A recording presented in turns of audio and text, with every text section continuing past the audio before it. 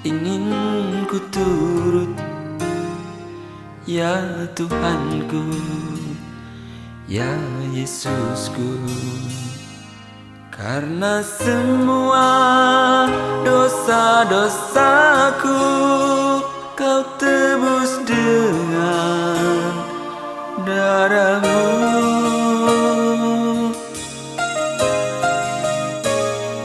Meskipun di dunia ini ku peroleh segala-galanya, namun yang selalu ku rindu hanyalah kasih-Mu. Kau berkenan atas setiap kehadiran kami Tuhan. Berkenanlah Tuhan atas setiap kehidupan kami Tuhan. Jadikan kami pribadi yang lebih baik lagi Tuhan. Terima kasih Tuhan. Sebentar kami akan mengangkat pujian kami Tuhan. Kiranya Tuhan Engkau berkenan atas setiap pujian kami Tuhan. Terima kasih Tuhan Yesus. Haleluya. Amin. Mari beri salam ke samping kiri kanan. Ucapkan Tuhan Yesus menyayangi kalian.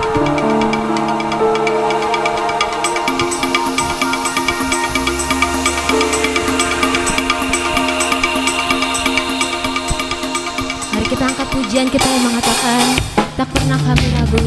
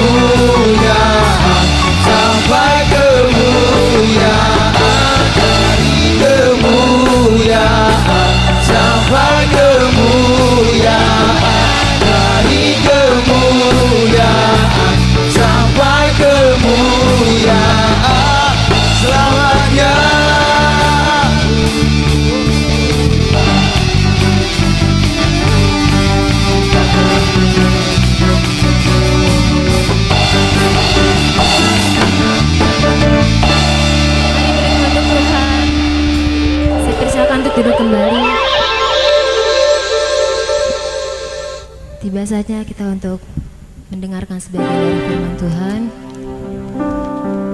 Mari kita bersihkan hati dan pikiran kita. Terima kasih Tuhan.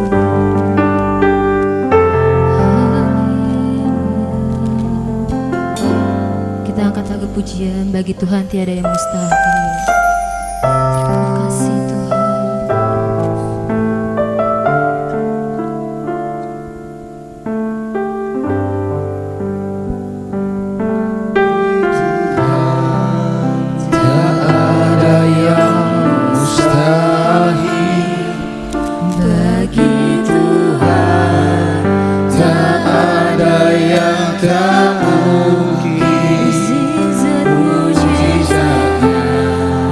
Disediakan bagiku, ku diangkat dan dipulihkan bagi Tuhan.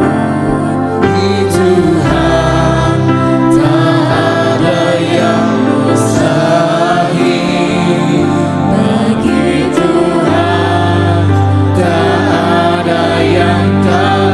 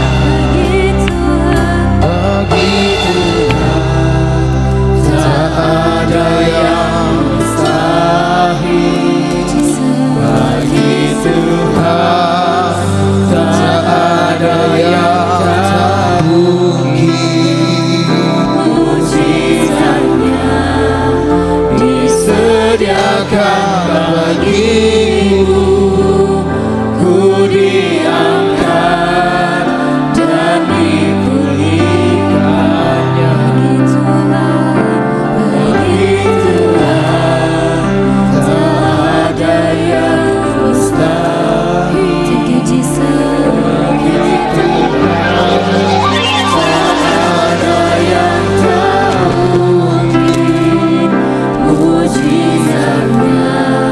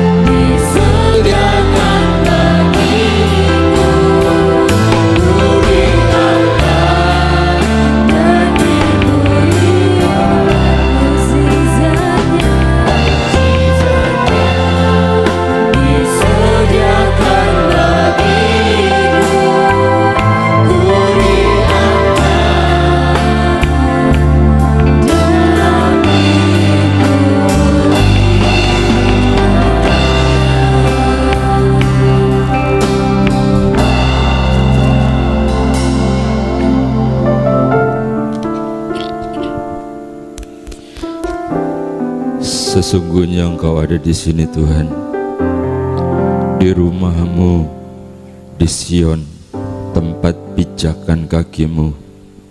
Dan kami umat-Mu datang bersujud dalam suatu ibadah dengan ucapan syukur, karena Engkau memelihara kehidupan kami 1 minggu lagi.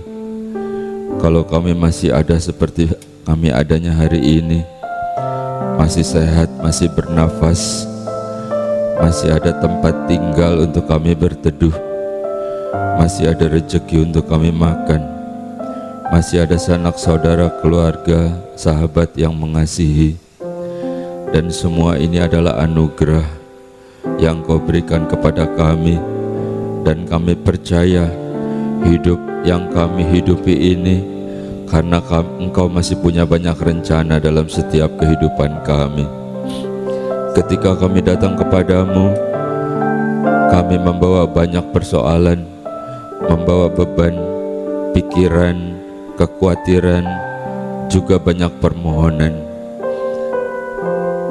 Sesungguhnya kami rindu untuk bertemu dengan Engkau, padahal Engkau berkata Engkau sendiri yang ingin bertemu dengan kami. Mengucap syukur kepadamu Tuhan, karena hari ini Engkau berikan kami kesempatan untuk ada di dalam rumah-Mu. Seperti Raja Daud berkata, adalah lebih baik 1 hari di pelataran-Mu Tuhan, daripada 1000 hari di tempat lain. Bertemu dengan Engkau adalah kekuatan, damai, sukacita, kemenangan, kesembuhan, dan pemulihan, serta jaminan untuk keselamatan sampai di surga. Biar kiranya segala puji, sembah, dan hormat kami naik ke hadapan hadirat-Mu dan menyenangkan hati-Mu Tuhan. Saatnya kami mau duduk diam, sebab saatnya Engkau yang berbicara bagi kami. Firman-Mu adalah kebenaran, firman yang hidup, firman yang berkuasa, firman yang memulihkan, firman yang menghiburkan ketika kami merasa sendiri, dan firman yang membuka jalan ketika menghadapi jalan buntu. Sebab firman itu adalah Engkau sendiri Tuhan. Hamba-Mu ini hanyalah juru bicara-Mu saja. Oleh sebab itu teruslah dalam pengurapan-Mu, dan jangan ada kata-kata yang keluar yang bukan isi hati-Mu. Kami percaya Tuhan, bahwa Engkau sendiri yang akan berbicara kepada setiap kami, pribadi lepas pribadi, seperti apa yang kami butuhkan. Karena Engkau yang kenal kami, Engkau yang mengasihi kami, Engkau bahkan memanggil kami dengan nama kami, dan Engkau mau melakukannya bagi kami. Di dalam nama Tuhan Yesus Kristus, dan kami umat-Mu yang siap untuk diberkati oleh firman Tuhan, bersama-sama kita katakan amin. Silakan duduk Bapak Ibu saudara-saudara.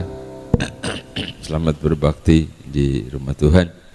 Kita bersukacita karena hari Sabat sudah selayaknya lah kita di rumah Tuhan. Karena hari Sabat dalam ibadah itu begitu banyak janji-janji firman Tuhan. Hari ini kita mau bicara tentang kasih. Kayaknya klise banget ya, udah lama gitu ya.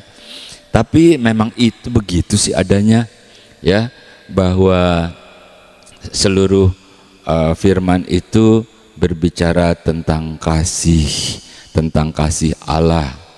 Injil adalah berita baik. Kalau engkau mendengar Injil lalu engkau jadi resah, engkau jadi ketakutan, wah mungkin ada sesuatu yang salah tuh.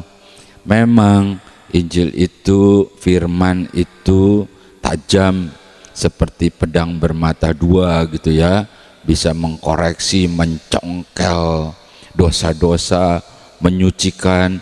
Tapi sesudah dibongkar lalu disembuhkan gitu ya, dibalut dengan penuh kasih sayang, dan engkau menjadi lebih sehat, engkau menjadi lebih indah dalam hidupmu, engkau tidak putus asa lagi.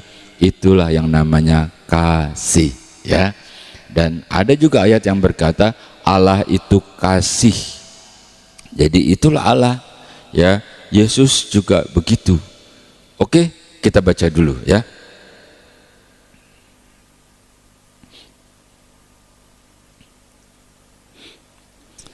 Matius pasal 22 ayat yang ke-37, demikian firman Tuhan. Jawab Yesus kepadanya, kasihilah Tuhan Allahmu dengan segenap hatimu dan dengan segenap jiwamu dan dengan segenap akal budimu. Itulah hukum yang terutama dan yang pertama. Dan hukum yang kedua yang sama dengan itu ialah kasihilah sesamamu manusia seperti dirimu sendiri. Bapak Ibu, saudara-saudara yang terkasih, Yesus menjawab yang tadi kita baca, ya. Jadi kata Yesus, kasihilah Tuhan Allahmu dan seterusnya dan juga sesama manusia, gitu ya. Jadi itulah Allah yang adalah kasih, agar kasih itu juga nular dalam hidup kita. Bapak Ibu, saudara-saudara yang terkasih, kita akan lihat bagaimana Rasul Paulus menguraikan tentang kasih, ya. Oke, kita akan mulai. Kita baca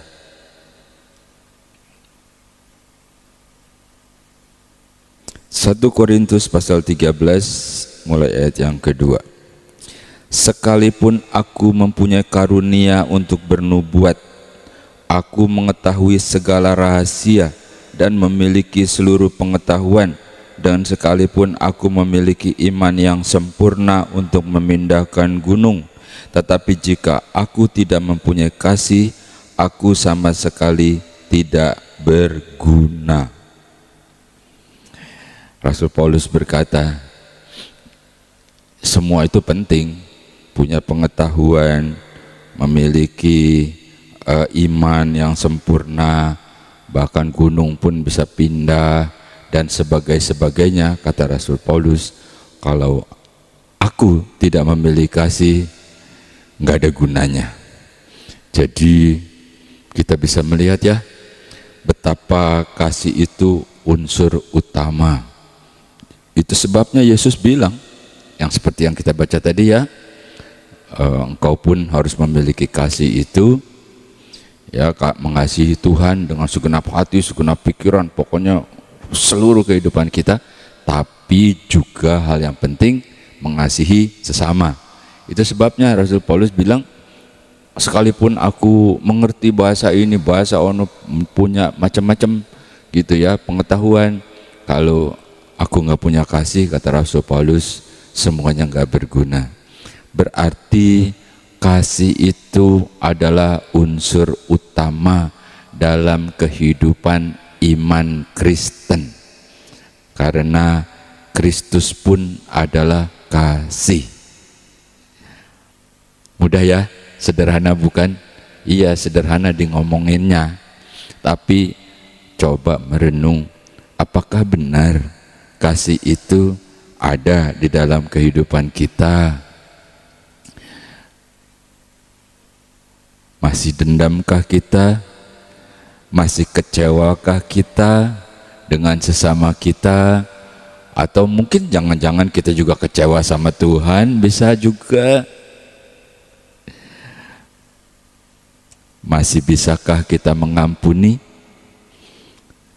Kalau kasih masih ada, kita pasti bisa mengampuni. Kita baca satu ayat. Matius pasal yang ke-18 ayat yang ke-22. Yesus berkata kepadanya, bukan, aku berkata kepadamu, bukan sampai 7 kali, melainkan sampai 70 kali 7 kali. Bapak Ibu, saudara yang terkasih, kalau kita mengatakan bahwa kasih adalah unsur utama dalam kehidupan iman kekristenan kita, berarti kasih itu harus melekat benar-benar.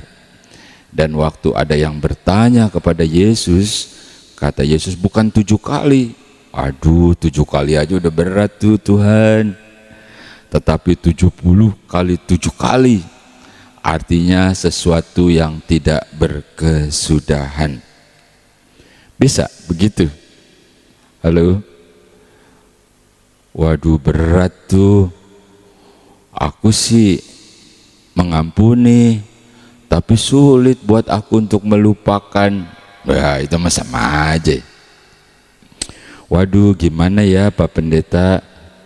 Kayaknya kalau yang lain sih udah bisa tuh, cuman yang satu ini nih, aduh nyakitin banget. Apalagi banyak ya. Coba deh kau rasa-rasa, apa sih yang selama ini ngeganjel. Dan Yesus mengajarkan, karena kasih itu adalah unsur penting, jadi kita harus melepaskan ganjelan itu. Apa ya istilahnya? Melepaskan kepahitan gitu ya. Kalau sakitnya badan itu mudah, pilek, demam, sakit kepala, udah ada obatnya gitu ya. Atau yang rada berat-berat pun gitu ya. Nah dokter-dokter ahli bilang ilmu kedokteran itu bisa menganalisa lalu berusaha untuk mengobati. Ada yang sukar, yaitu kalau sakitnya ini ada di dalam, sakitnya di sini nih gitu kata lagu ya. Nah itu sukar, tetapi Yesus bisa diajarkan, yaitu cobalah engkau mengasihi, karena aku adalah kasih, dan kasih itu adalah unsur utama agar supaya Allah bisa mengasihimu. Jadi engkau lepaskan kasih itu, lepaskan pengampunan itu, nanti engkau akan rasakan bahwa engkau terbebas gitu ya, bahwa engkau kayaknya hidup itu enggak tertekan lagi gitu. Ketika engkau melepaskan pengampunan itu, sebenarnya bukan buat orang itu, tapi buat kita sendiri, agar kita bisa menikmati seluruh kebaikan yang Tuhan berikan. Kalau enggak bisa, ketutup sama dendam, ketutup sama sakit hati, terhalang sama kepahitan. Jadi itu sebabnya kata Rasul Paulus, kasih itu unsur utama. Engkau pinter, engkau punya macam-macam, kalau enggak ada kasih enggak ada gunanya katanya. Dan Yesus ngajarin mengampuni. Oke, kita lanjutkan ya. Yang kedua, 1 Korintus pasal 13 ayat yang keempat. Kasih itu sabar, kasih itu murah hati, ia tidak cemburu, ia tidak memegahkan diri dan tidak sombong, ia tidak melakukan yang tidak sopan dan tidak mencari keuntungan diri sendiri, ia tidak pemarah dan tidak menyimpan kesalahan orang lain, ia tidak bersuka cita karena ketidakadilan, tetapi karena kebenaran. Ia menutupi segala sesuatu, percaya segala sesuatu, mengharapkan segala sesuatu, sabar menanggung segala sesuatu.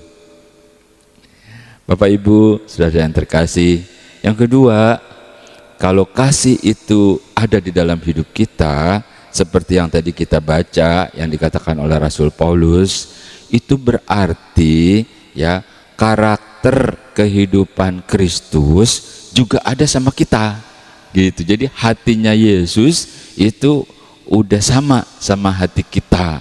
Luar biasa banget tuh. Jadi kasih itu mengungkapkan kehidupan Kristus. Kenapa sih mesti begitu? Gitu ya. Kau pasti bertanya, kalau aku enggak begitu gimana tuh? Kan kasih itu sabar, lembut dan seterusnya. Nah kalau engkau ya mempunyai kasih itu, yang tadi kita bilang itu seperti hatinya Yesus, pribadinya Yesus, salah satu manfaatnya ya kita akan baca ya, itu Allah itu juga mengasihi kita. Oke, mari kita baca. Hosea pasal 11 ayat yang ke-9, demikian firman Tuhan. Aku tidak akan melaksanakan murkaku yang menyala-nyala itu, tidak akan membinasakan Efraim kembali, sebab aku ini Allah dan bukan manusia, yang kudus di tengah-tengahmu, dan aku tidak datang untuk menghanguskan. Bapak Ibu, saudara-saudara yang terkasih, ternyata ya, kalau hati kita seperti hatinya Yesus yang tadi diajarkan sama Rasul Paulus, ya, itu mudah bagi Allah untuk memaafkan. Bahkan Allah yang tadinya udah sebel nih ya, waduh kamu berbuat macam-macam, lalu engkau berubah dan bertobat, ya, lalu Allah bilang, aku nggak jadi deh. Aku nggak jadi menghukum, aku tidak jadi menghanguskan, karena aku ini Allah loh, bukannya manusia. Manusia tuh kalau udah dendam tuh ya, sampai 7 turunan juga disuruh balas dendam. Bukan, aku ini Allah. Karena engkau sudah berubah, kau sudah bertobat, ya udah aku tidak jadi menghukum deh. Mungkin saja dulu kita seseorang yang berdosa, ya begitu ya, lalu sekarang kita sudah mengenal Tuhan, lalu kasih itu sudah ada sama kita, berubah hidup kita, ya, bisa mengasihi, seterusnya jadi sabar, jadi rendah hati, jadi tidak sombong, jadi dan seterusnya. Kalau Tuhan lihat kita udah nggak sombong, mudah bagi Tuhan untuk memberkati, gitu ya. Kalau dilihat kita sudah rendah hati, mudah bagi Tuhan, dia bisa angkat, gitu. Jadi buat Tuhan itu segala sesuatu bisa dia lakukan. Masalahnya apakah kita sudah siap? Nah, maka dari itu kita belajar nih ya, apa yang diajarkan oleh Rasul Paulus, agar kita bisa menerima dan merasakan seluruh kebaikan Tuhan. Jadi hal yang kedua tuh kalau kita baca tadi, sebenarnya kasih itu juga mengungkapkan tentang kehidupan Kristus. Berbahagialah engkau, saudara dan saya, karena kasih ada di hatimu, berarti Kristus ada di dalam hatimu. Yang ketiga kita lanjutkan. Tadi sekarang ayat yang ke-8 dan 9. 1 Korintus pasal 13 ayat yang ke-8 dan 9, demikian firman Tuhan. Kasih tidak berkesudahan, nubuat akan berakhir, bahasa roh akan berhenti, pengetahuan akan lenyap, sebab pengetahuan kita tidak lengkap dan nubuat kita tidak sempurna. Apa yang kita bisa renungkan? Iya, Bapak Ibu saudara-saudara, kasih itu dia itu nggak berhenti, dia terus mengasihi. Kalau yang lain nubuat bisa berhenti, bahasa roh bisa berhenti, apalagi mujizat juga bukan nggak mungkin juga bisa berhenti. Tapi kasih itu nggak pernah berhenti. Bahasa roh mungkin sekarang kita berbahasa roh, suatu ketika Allah tidak lagi berbicara, dia bisa berhenti. Mujizat juga bisa, karena kan semuanya dari Tuhan toh, bukan dari kita. Jadi itu perlunya. Suatu ketika di tempat ini kita baru selesai ibadah nih, ya baru selesai lah, baru pada bubar-bubar, ada yang masih ngobrol-ngobrol. Lalu kami kedatangan seorang ibu yang membawa anaknya sakit, gitu ya. Terus anak saya menyampaikan, "Bi, tuh ada yang nyariin pendeta," gitu. Terus udah, ada apa nih, gitu ya. Karena ini sepertinya bukan jemaat yang biasa beribadah. Langsung dia bertanya tuh, ya, pertanyaannya gini, mana nih di sini pendeta yang bisa mendoakan langsung sembuh? Begitu. Mana katanya pendetanya yang bisa mendoakan langsung sembuh? Saya bingung juga menjawabnya. Langsung saya jawab, nggak ada Bu. Di sini mah nggak ada pendeta yang bisa mendoakan sembuh. Karena yang menyembuhkan itu Tuhan Yesus. Beribadalah yang benar, Tuhan yang menyembuhkan. Jadi bisa berhenti, mujizat juga bisa, bahasa roh juga bisa, karena semuanya adalah dari Tuhan, bukan dari kita manusia. Tapi kasih itu tidak berkesudahan loh. Dia itu abadi. Allah yang maha besar itu, dia memposisikan dirinya sebagai Bapa kepada anaknya. Karena Bapa mengasihi anaknya. Kayak kita orang tua bukan? Kita juga mengasihi anak kita kan? Masa sih engkau ingin anakmu menderita sengsara? Enggak lah. Halo. Tentu kau ingin anakmu bahagia. Tentu kau ingin anakmu sukses. Tentu kau ingin anakmu bersuka cita. Tentu kau ingin anakmu bangga. Aku bangga punya bapak. Gitu ya. Atau mengumpat, wah bapakku. Tidak tentunya.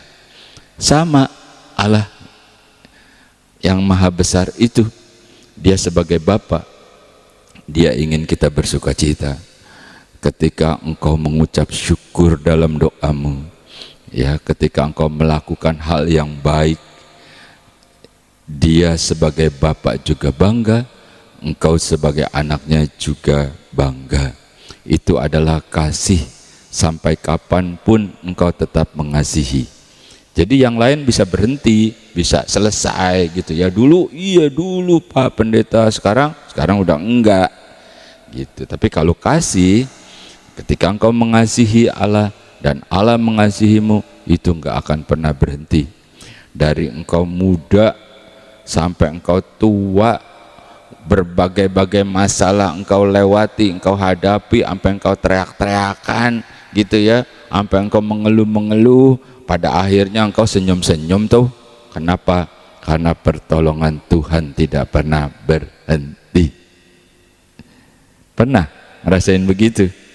Engkau pasti akan nangis deh kalau engkau ingat lagi bagaimana Tuhan menolongmu. Kalau engkau ingat lagi dulu bagaimana Tuhan buka jalan. Kalau engkau ingat lagi bagaimana Tuhan melakukan mujizat besar, yang mau mati kagak jadi. Coba deh. Nah, Allah yang sama, dia masih mengasihimu. Itu sebabnya taruh kasih itu di dalam hatimu, karena kasih itu adalah Yesus. Oke, terakhir ya, kita lanjutkan.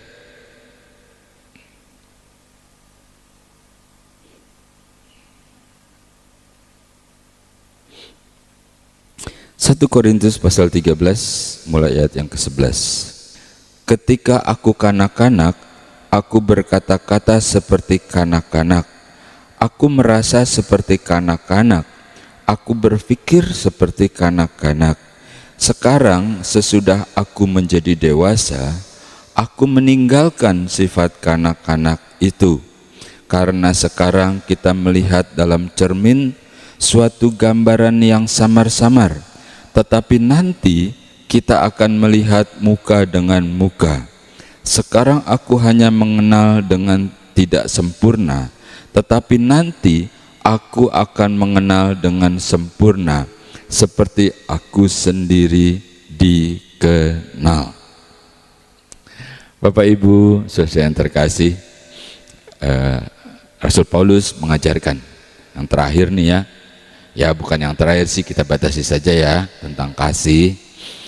Kata Rasul Paulus, dulu aku masih kanak-kanak, apa yang aku kerjakan, aku pikirkan ya sebatas kanak-kanak lah gitu. Tetapi sekarang aku sudah dewasa, berpikir secara dewasa. Aku tinggalkan tuh sifat-sifat kanak-kanakku yang dulu-dulu itu, cengeng, apalagi ketakutan, apalagi banyaklah pokoknya ya. Kata Rasul Paulus, no way, itu dulu. Sekarang aku dewasa, aku berpikir secara dewasa, aku melakukan secara dewasa. Tentunya karena kita sudah bertumbuh bersama dengan Tuhan, bukan? Kita sudah banyak mengalami itu. Dan sekarang nih ya, walaupun aku sudah mengalami, tapi aku juga belum sempurna melihatnya.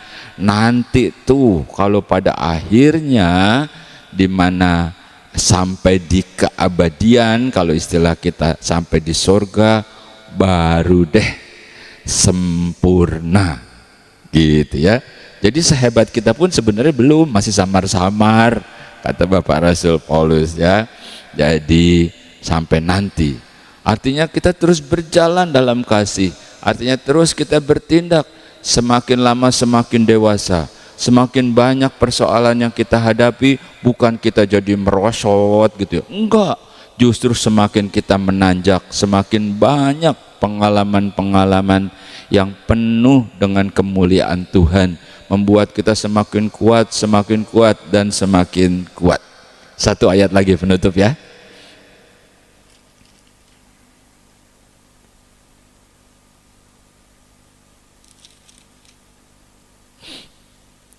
1 Korintus pasal 12 ayat yang ke-31. Jadi berusahalah untuk memperoleh karunia-karunia yang paling utama, dan aku menunjukkan kepadamu jalan yang lebih utama lagi. Oke? Jelas banget ya. Jadi yang utama apa? Iya betul, pinter, kasih. Itu yang utama itu. Musik kita kejar, kita miliki. Baru yang lainnya nanti juga kita akan dapatkan. Jadi berusahalah memperoleh yang utama itu tadi, yaitu kasih.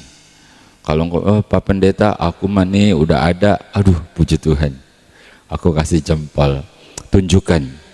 Sebab Yesus bilang, kasih Tuhan Allahmu dan sebagainya dan sesama manusia. Tunjukkan kasihmu, tunjukkan hatimu yang baik itu, tunjukkan kelemah lembutanmu, tunjukkan kasihmu, hatimu yang apa sih, yang tulus.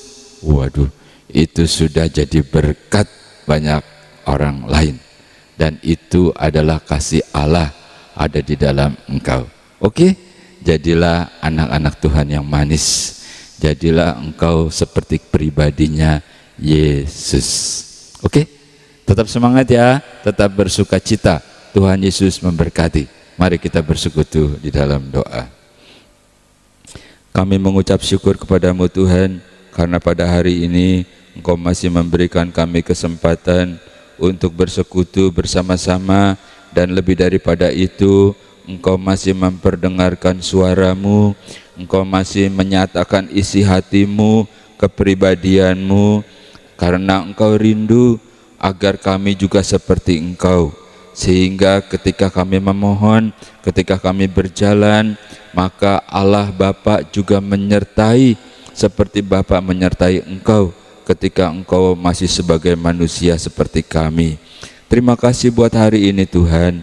Terima kasih buat kesempatan ibadah. Kami percaya semuanya ini adalah berkat yang besar yang Engkau berikan kepada kami. Pada hari ini, hari pertama di minggu ini, kami mulai bersama dengan Engkau. Engkau yang memelihara kehidupan kami hari demi hari sampai sepanjang minggu. Demikian juga minggu yang akan datang, yang akan kami lewati, kami serahkan di dalam tangan-Mu Tuhan. Berikan kami kekuatan, berikan kami kesanggupan. Apapun yang Engkau percayakan untuk kami kerjakan dalam kesehari-harian kami sepanjang minggu ini, kami serahkan di dalam tangan-Mu. Baik ketika kami berniaga, berdagang, ataupun berusaha, atau kami yang bekerja di tempat pekerjaan kami, Engkau berkati perusahaan itu Tuhan. Ataupun anak-anak kami yang masih sekolah, yang masih kuliah, kami serahkan di dalam tangan-Mu Tuhan. Yang sudah tidak bekerja sekalipun Tuhan, Engkau cukupi dengan cara-Mu yang ajaib. Berkati anak-anaknya, mantu-mantu sampai cucu-cucunya Tuhan. Mungkin ada yang sedang mencari pekerjaan. Kami percaya Tuhan, Engkau tidak dibatasi oleh suatu keadaan ataupun prediksi-prediksi manusia, karena Engkau adalah Allah. Hari ini adalah hari keberkatan, hari ini adalah hari kemenangan, dan kami menyerahkan semuanya di dalam tangan-Mu Tuhan, dan kembalikan kami pada saat-saat berikutnya seperti hari ini, saat kami berkumpul, bersekutu, dan beribadah dalam media ini. Di dalam nama Tuhan Yesus Kristus, itulah yang menjadi doa dan permohonan kami. Dengan iman, dengan sukacita, kita terima berkat Tuhan. Bersama-sama kita katakan amin.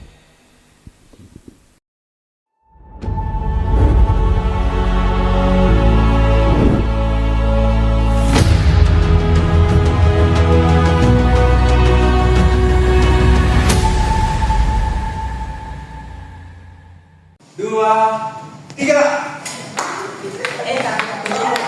Tidak boleh lari, tidak boleh lari. Ya, jatuh, jatuh.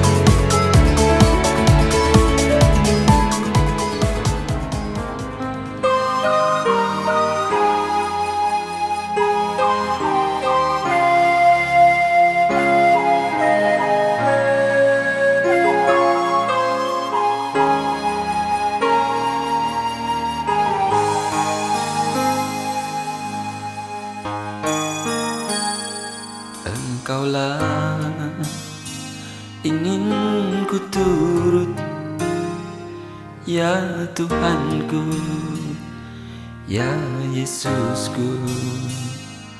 Karena semua dosa-dosaku Kau tebus dengan darah-Mu.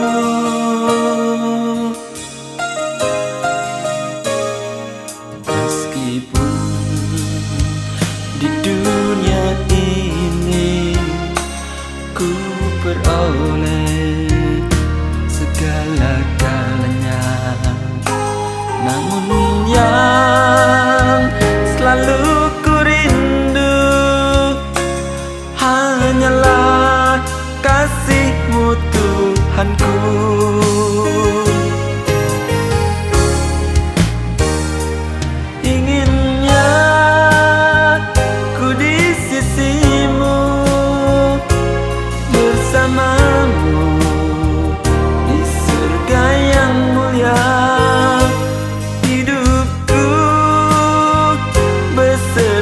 Jiwaku damailah dalam genggaman-Mu.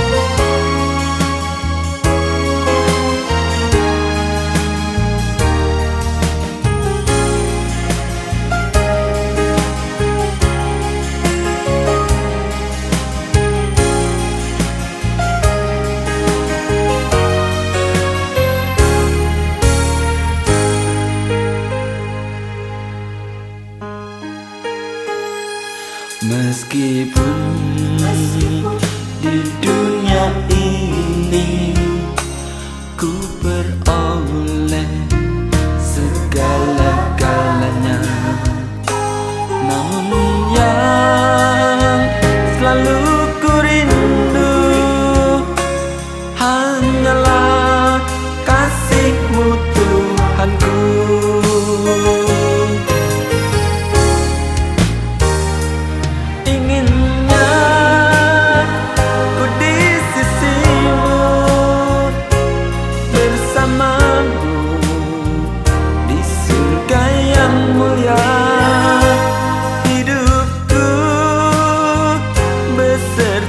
Jiwaku damailah dalam genggaman-Mu.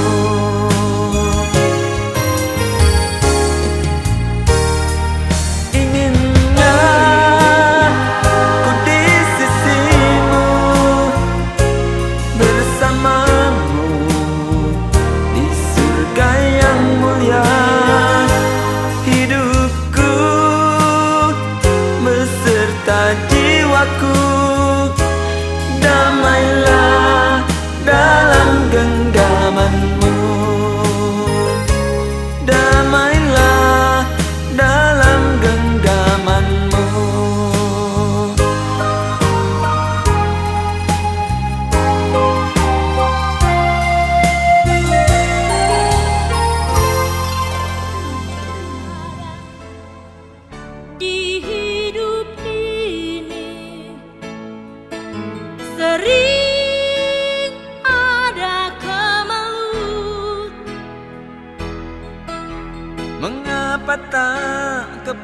padanya, kau sampaikan segalanya, pastilah terhibur hatimu. Terkadang di dalam jiwa